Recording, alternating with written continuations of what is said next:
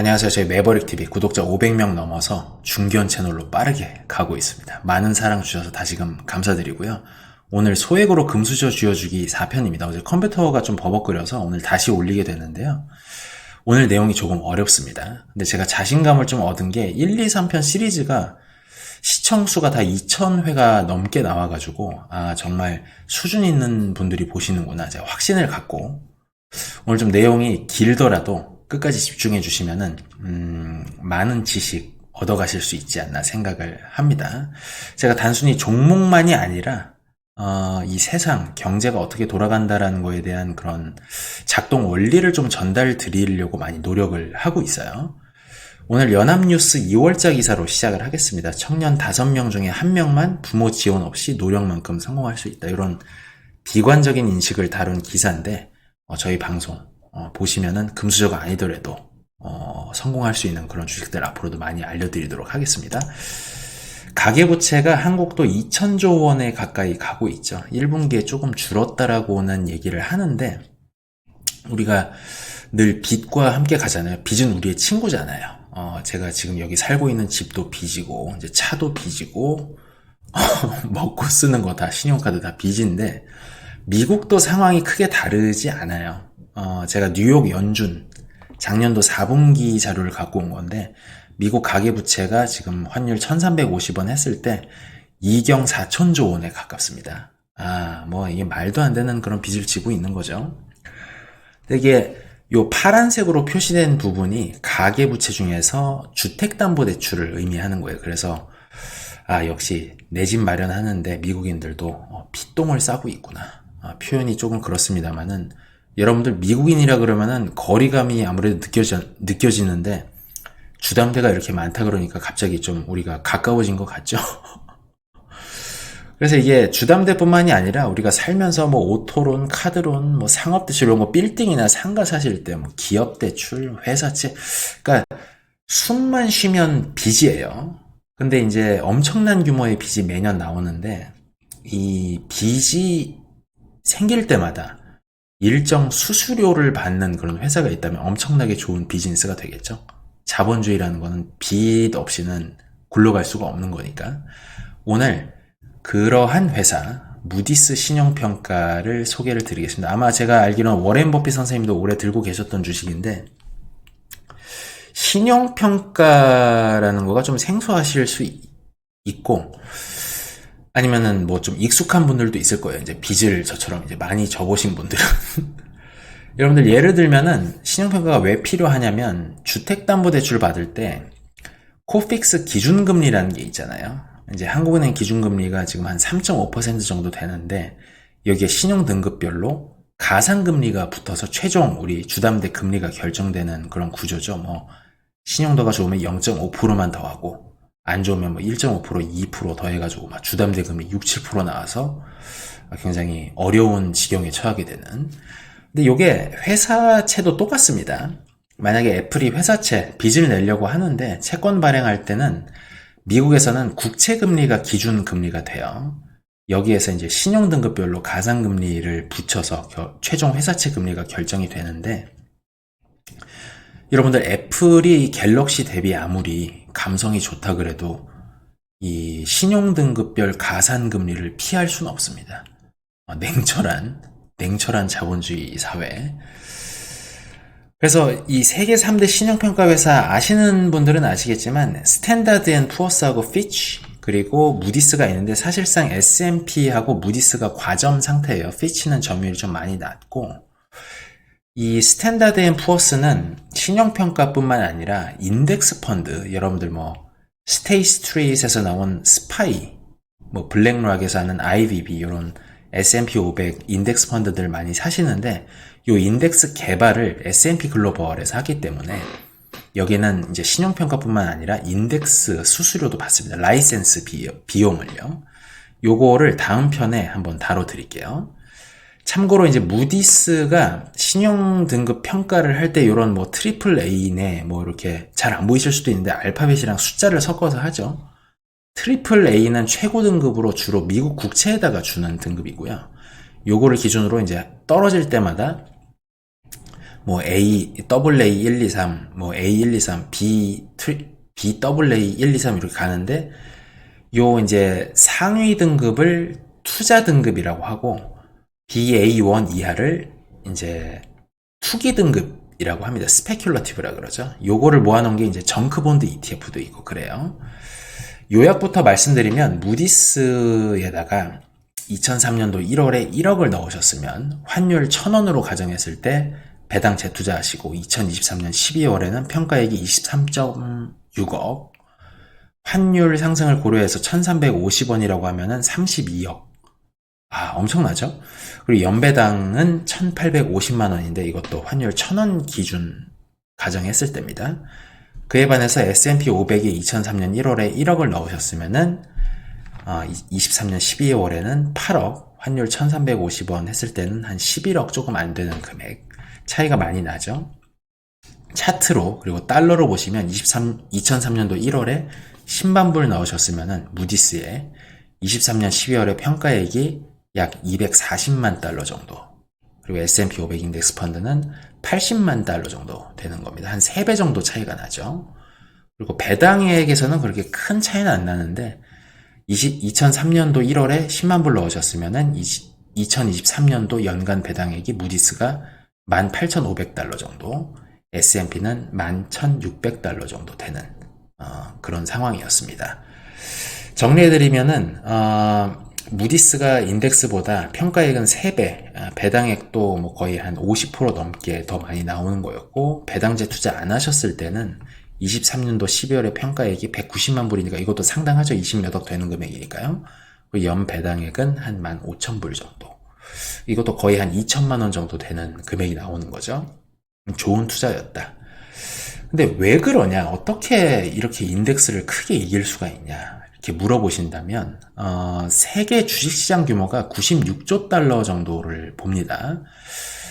조 달러라는 거는 1조 달러가 1350조 원이니까 10조 달러면은 1경 3500조 원이죠. 그러니까 주식시장이 거의 뭐 한 12경 원 정도 되는 엄청난 그런 건데, 채권 시장이 항상 주식 시장보다 밸류에이션이 더 높아요. 이제 주식이라는 거는 저희 아버지 말씀에 따르면은 이제 가슴에 이렇게 새를 품고 있는, 언제 날아갈지 모르는 뭔가 이제 첫사랑과 비슷한 그런 느낌이라 그러면은, 채권이라고 하는 거는 우리가 몇 퍼센트 고정 그 수익이 보장되어 있는 상품이니까 부동산과 마찬가지로 수익형, 채권 시장 규모가 늘 주식 시장보다 20에서 30%가 더 높습니다.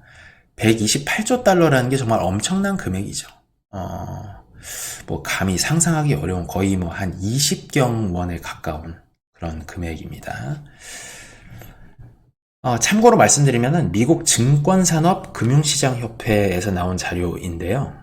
세계 주식시장의 규모가, 에쿼티가 이제 주식시장 규모를 얘기하는 건데, 미국이 한 43%, 그리고 채권시장, 픽스드 인컴에서는 미국이 역시 40%로 역시 현재까지도 미국이 금융산업을 틀어쥐고 있다. 이렇게 볼 수 있고, 2023년도 기준 자료입니다. 국제결제은행 이런 거를 다 참조해서 만든 자료예요. 근데 이제 모든 빚을 이제 발행을 할 때, 빚을 질 때, 뭐 그게 기업이 됐든 정부가 됐든 지자체가 됐든 신용등급 평가를 받아야만 돼요. 이게 이제 무디스와 S&P가 돈을 많이 벌 수 있는 안정적으로 그런 이유인데, 그래야만 유동화가 되고 자산가치 인정을 받을 수가 있습니다. 근데 제가 말미에 또 설명 드릴 건데, 예를 들어 드릴게요. 이게 이제 오토론 많이 하시죠? 자동차 할부 이런 거. 이게 도요타 파이낸셜이라고, 여기도 이제 오토론 하는 자회사가 따로 있고, 현대에도 현대캐피탈로 자동차 금융을 다 하고 있죠. 이거를 이제 좀 어렵긴 한데 구조화 금융, Structured Financing이라고 하는데, 오토론이 자동차를 몇백만 대, 뭐 몇천만 대 팔 거 아니에요? 그러면은 이게 채권 포트폴리오가 되죠, 그 자체로. 요거를 그냥 앉아서 그 월부금을 계속 받으면서 다 상환되기를 기다리는 게 아니고, 요걸 한 방에 팔아가지고 큰 돈을 한 방에 챙기는, 요거를 이제 할인, 깡을 하는데 신용등급 평가를 반드시 받아야 됩니다. 예를 들면 옛날에 뭐 내가 1억짜리 어음을 받았는데 1년 있다가 1억 주는 거를 이거를 명동의 어떤 깡 업자한테 가가지고 지금 너 1년 기다리면 1억 받으니까 오늘 9,800만 원에 이걸 사라. 기준금리가 2%니까. 그러면은 그걸 받아서 명동 업자가 1년 기다리는 거죠. 이제 뭐 이런 거를 할인이라고 해요. 상세하게 설명드리면은 도요타 파이낸셜에서 미국의 할부 판매 차량을 1,000만 대를 팔았다고 해봐요. 도요타 그 대출을 받아갖고. 그러면 월 평균 대금을 50만 원 낸다고 합시다. 자동차 한 대당. 그럼 1,000만 대 곱하기 50만 원 하면은 월 수익이 5조 원이고, 여기다 곱하기 12를 하면 연간 60조 원이죠. 이런 채권 포트폴리오가 만들어지는 거예요. 근데 이제 오토론 만기가 모든 차량으로 평균 때렸을 때 이제 5년 나왔다고 가정하면은 도요타 파이낸셜이 갖고 있는 이 오토론 채권 포트폴리오의 총 가치가 300조 원이 되는 거죠. 이거를 월 5조씩 받는 게 아니라 어디 큰 금융사에다가 299조 5천억 뭐 5천억이 이제 손해보고 바로 넘기는 거예요. 통째로. 그죠? 그래서 바로 생산대금을 조기 회수하거나 아니면은 오토론이 금리가 높으니까 요거를 담보로 더 싼 금리로 돈을 담보대출을 받는 빚을 담보로 또 빚을 받는 이제 이런 거를 해야 되기 때문에 신용평가를 반드시 받아야 된다. 물론 이렇게 대기업만 받아야 되는 건 아니에요. 우리도 다 받아야 되고 개개인도. 그래서 이제 구조화 금융이라는 거는 요런 이제 채권들을 이제 다 이렇게 모아가지고 통계적으로 보면 디폴트율이 뭐 2, 3%밖에 안 나고 뭐 수익률이 얼마고 이런 또 채권 상품을 만들 수 있잖아요. 이런 거를 뭐 주담대도 되고 신용대출도 되고 카드대출도 되고 다 되는데 이 종류들을 다 섞어서 만들어도 되죠. 그런 거를 이제 뭐 몇 퍼센트 보장되는 증권 상품이 있습니다, 고객님. 이래가지고 파는 거죠. 이거를 구조화 금융이라 그래. 이런 거를 섞어서 파는 거. 하여간 모든 빚에는 신용평가가 필수고 신용평가사의 수수료를 내는 게 필수적입니다. 다시 한번 보면은 미국 점유율이 무디스가 92%고 S&P가 93%인데 어떤 자료를 보면은 S&P의 무디스가 각각 한 40% 정도 나온다라고 하는 데도 있는데 사실상 전 세계 신용평가는 이 두 회사가 과점이에요. S&P 하나만 받고 무디스를 안 받고 이러진 않습니다. 그래서 두 회사가 거의 다 90% 이상의 점유율을 갖고 있다고 보고 미국 외에서는 점유율이 약간 70% 정도대로 떨어지는데 우리 주요 자본주의 국가에서는 거의 90%라고 보셔도 돼요. 그래서 돈을 어떻게 벌고 있나 저희 공신력 있는 방송 추구하기 때문에 오늘도 미국 증권거래위원회 SEC 2023년도 10K 리포트 갖고 말씀드리겠습니다. 23년도 매출액은 거의 60억 달러니까 한 8조 원 정도 되고 영업이익이 21억 달러니까 거의 한 27조에서 28조 원 정도. 그 다음에 영업이익률이 36.1% 굉장히 높고 순이익도 이게 뭐 법인세 내고 다 제한 것도 16.1억 달러니까 순이익률이 27.2% 굉장히 좋은 비즈니스이다. 최근 3년 매출은 21년도에 62억 달러 했다가 22년도에 이제 금리가 올라가고 경기가 안 좋아졌던 때죠. 이때 우리 반도체 주식들도 많이 안 좋았었고 그러니까 대출들을 많이 안 일으켰을 거 아니에요. 그래서 대출 발행액이 낮아지니까 수수료도 좀 덜 받아서 한 55억 달러 했다가 지금 다시 경기가 조금 살아나는 기미가 보이면서 60억 달러 수준으로 돌아오고 있다. 뭐 대충 규모는 알았는데 진짜 어떻게 버는 거냐? 이거를 2023년도 무디스에서 직접 나온 4분기 IR, Investor Relation 자료를 가지고 말씀드리겠습니다. 무디스라는 기업은 두 개의 사업부로 구성이 돼요. 왼쪽에 있는 게 무디스 애널리틱스라고 컨설팅 회사인데 이거까지 자세히 말씀드리면은 얘기가 너무 길어져서 여기 무디스 인베스터 서비스라는 데가 여기가 신용평가 레이팅 하는 데입니다. 그래서 총 매출 8조 원 중에 54.5% 한 4조 원 넘는 돈을 여기서 벌어들이고 있는 거예요. 여기 이제 무디스 인베스터 서비스 신용평가 하는 데는 올해 초에 무디스 레이팅, 무디스 신용평가로 이제 그 이름이 바뀌었고 놀랍게도 입이 떡 벌어지는 숫자인데 2023년도 한 해에 신용평가를 한 전체 그 채권, 빚의 금액이 74조 달러니까 10경 원에 가깝습니다. 그러니까 무디스가 거의 다 전 세계 채권의 신용평가를 S&P와 함께 거의 독과점하고 있는 구조예요.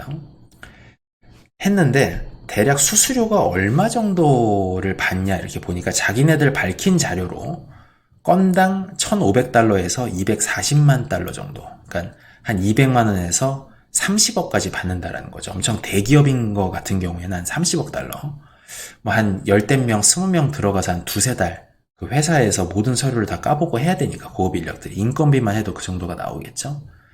근데 이제 제가 파란색으로 써놓은 거는 74조 달러라는 금액에 몇 퍼센트를 곱해야 한 4조 원 금액이 나오느냐 했을 때 0.004% 조금 안 되는 것 같습니다. 그러니까 전 세계의 빚의 규모가 올해는 74조, 내년에는 78조, 뭐 5년 뒤에는 100 몇십 조 이렇게 계속 늘어나잖아요. 근데 빚을 낼 때마다 이 평가를 받지 않고는 아무도 그 빚을 사지가 않고 유통이 안 돼요. 무조건 받아야 돼요. 무조건. 그러니까 계속 이 퍼센트를 받는다고 하면은 자본주의가 망하지 않는 이상 미국 사람들이 계속해서 빚을 내서 소비를 하는 행동을 멈추지 않는 이상 무디스의 매출은 계속해서 올라가게 되는, 수수료도 조금 올릴 거 아니에요, 그죠? 앞으로, 그죠? 정말 그야말로 자본주의의 인프라 성격을 갖고 있는 회사라고 볼 수가 있을 것 같습니다. 전체 채권 중에서 발행 주체별로 비중이 이렇게 된대요. 기업, 회사채가 49%니까 절반 정도 되는 거고, 정부, 국공채가 17%, 은행, 뭐 이런 데서 발행하는 게 19%, 아까 말씀드린 뭐 오토론이라든지 카드론 이런 거 섞어서 하는 거, 구조화 금융이 14% 정도 된다고 합니다. 그리고 이제 기업 입장에서 신용평가를 안 받으면은 가상금리를 엄청 맞아요. 아까 애플 회사채 말씀드렸는데, 예를 들어서 설명드리면은 애플이 회사채를 1조 원을 발행하려고 하는데, 만약에 신용평가 비용이 뭐 2, 30억 들어가지고 이걸 안 받았다 그러면, 원래 회사채 금리가 지금 기준금리가 한 3, 4% 되니까 4%인데, 신용평가 안 받으면 플러스 2%가 되는 거예요. 니네 신용상태를 안 밝혔어? 그럼 가상금리 2%, 최저 신용등급보다 낮은 거죠. 근데 만약에 S&P나 무디스 신용평가를 받아서 뭐 트리플 A 바로 밑에 두 단계 아래 등급이 나왔어. 더블 A2가 나왔다 그러면은 가상금리가 0.5%밖에 안 나와. 그럼 1.5% 세이브가 되는 거죠, 매년. 그럼 1조 원에 1.5%면은 매년 150억 원의 이자가 세이브 되는 거잖아요, 그죠? 근데 신용평가 받는 금액은 2, 30억 밖에 안 된다? 그럼 바로 받아야 되는 거죠. 신용평가를 안 받을 수가 없습니다. 이거를 신용등급 평가를 뭐 능력이 안 돼서 재무 담당자가 조금 실수해가지고 한 등급 낮게 받았다. 그럼 어떻게 될까요? 그럼 이제 바로 집에 가야 되겠죠? 잘리겠죠? 이자를 뭐 2, 30억 내야 되니까. 얘 때문에. 그리고 이제 더 중요한 거는 S&P 무디스 평가를 받아야만 되는 이유가 미국의 국가 공인 신용평가사가 그 제도가 있어요. NRSRO라 그러는데, 이게 Nationally Recognized 뭐 그런 건데, 제가 기억이 안 나네요, 지금.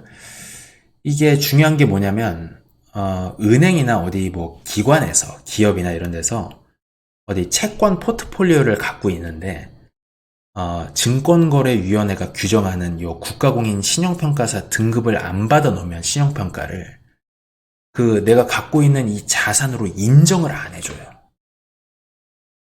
되게 심각한 문제잖아요. 아까 말씀드린 대로 만약에 도요타가 뭐 월 5조 받고 뭐 총가치가 되는 300조 원 되는 채권 포트폴리오를 갖고 있는데, 이게 신용평가를 무디스나 S&P한테 안 받았어. 그럼 300조 원이 자산에서 없어져 버리는 거예요. 그럼 도요타 자체의 신용평가 등급이 엄청나게 내려가겠죠. 기존에 나왔던 대출들도 다 금리가 다 올라가는 거고, 거의 뭐 문을 닫아야 되는 그런 상황까지 갈 수도 있는 거예요. 그러니까 이게 요 제도가 도입된 거는 처음에 1975년도고 좀 더 강화된 게 이제 2007년, 2008년 이것도 이제 구조화 금융 관련된 얘기인데 서브프라임 모기지 위기가 있었었죠. 그때 이제 이 S&P, 무디스, 피치 빅3 신용평가사들이 공격을 많이 받았었는데 뭐 대마불사라고 뭐 벌금 조금 내고 말았습니다. 그래서 제가 오늘 또 추천드리는 이유기도 하고 그래서 이제 그 국가신용평가사 제도에 의해서 거의 지금 독과점 상태가 되어 있다. 그 정도만 말씀을 드릴게요. 안 받으면 안 된다. 하여간 빚을 내는 이상 여기에 통행료를 안 내면 아예 그 게임에 참가를 할 수가 없는 거다. 이렇게 이해를 하시면 됩니다. 그러니까 앞으로 자본주의를 살아가는 인간들은 대출, 빚을 질 수밖에 없어요. 그러니까 S&P 무디스 주식이 뭐 미국의 금융 인프라가 미국의 시대가 끝나서 망하지 않는 이상 계속해서 매출이 늘어날 수밖에 없는 회사다. 이제 조금 마무리하는 그런 시간으로 가겠습니다. 지금은 이제 20년 단위가 아니고 10년 단위로 2013년도 1월에 10만 불을 무디스에 넣으셨으면은 2023년도 12월의 평가액은 87만 7천 달러 정도니까 거의 한 11억 정도 되는 거고, 그에 비해서 S&P ETF에 넣으셨으면은 40만 불이니까 한 5억 정도, 한 2배 넘게 차이가 나죠. 평가액만. 배당액은 이제 조금 그렇게 많이 자라나지 못했는데 꾸준히 올라가고 있죠. 그럴 수밖에 없잖아요. 매년 빚이 늘어날 거 아니에요. 줄어들지 않을 거잖아요. 물론 이때가 이제 금리가 내려가 있던 때긴 하지만 어쨌든 2013년도 1월에 10만 불 넣으셨으면 23년도 연간 배당액은 무디스가 한 7천 불 정도, 그래도 한 1,000만 원 정도 되는 거고 S&P도 한 800만 원 정도 넘는 나쁘지 않은 투자였죠.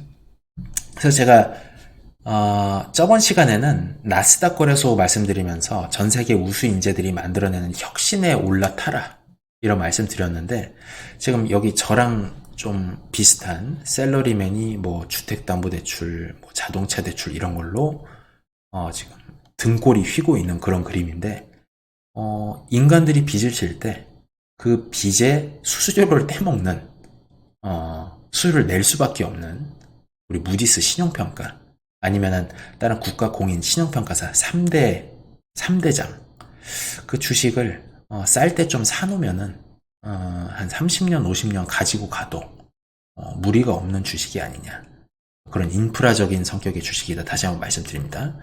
제가 지금까지 시카고 거래소, 마스터카드, 나스닥 거래소, 무디스 4개 말씀드렸는데 아직 5개 정도 남아 있습니다. 마무리 짓겠습니다. 제가 오늘 안목을 강조드리고 싶은데요. 제가 좀 좋아하고 즐겨보는 채널 중에 그 강남 빌딩 전문으로 하시는 황 소장이라는 분이 계세요. 그분이 계속 강남 빌딩만 계속 강조하시는데, 저는 거기 일리가 있다고 봐요. 여기 연합뉴스 작년도 7월자 기사인데, 부동산 시장 양극화 속에서 서울 지방 아파트 가격 차가 3년째 10억 이상. 여기 보시면 21년도부터 23년까지 뭐 거의 10억에서 11억 정도 차이가 나죠. 지방 아파트 가격은 거의 오르지 않고 서울만 2000년대 초반 대비 굉장히 많이 올랐는데, 여러분들 생각해 보시면은 아파트도 그때 이제 업자들이 어떤 광고를 막 기자들한테 뭐 밥 먹이고 돈 먹여가면서 막 퍼뜨리는 그런 거에 따라서 뭐 파주 운정신도시가 핫하대, 뭐 근데 세종시가 핫하대. 근데 결국 서울 말고 다 엄청 많이 떨어졌죠. 그러니까 그 입지, 그 핵심되는 그 가치의 기반이 도대체 뭐냐, 이거를 가지고 평가를 해야 될 것 같아요. 우리가 한창 친환경 뭐 그린 전환 이런 거 떠오를 때 뭐 플러그 파워 니콜라 지금 다 골로 갔죠. 지금도 뭐 구글 뭐 매그니피선트 7 뭐 반도체 전기차 이런 것만 오르고 있지만 사실 정말 기반이 되는 서울 아파트나 강남 빌딩과 같이 믿을 수 있는 종목을 특히 우리 자녀들이나 손주분들 10년, 20년 보고 하는 투자에서는 이 비즈니스 모델, 이 안목 가지셔야 된다. 저는 주식시장에도 강남 아파트 같은 그런 종목들이 있다고 개인적으로 생각을 하고, 이번 시리즈에서 정말 그 수준 있는 우리 구독자 여러분과 자제분들을 위해서 영상 열심히 제작하고 있습니다. 제가 다음 시간에 더 좋은 종목으로 찾아뵙도록 하겠습니다. 오늘 좀 긴 시간 어려운 내용 시청해주셔서 감사드립니다.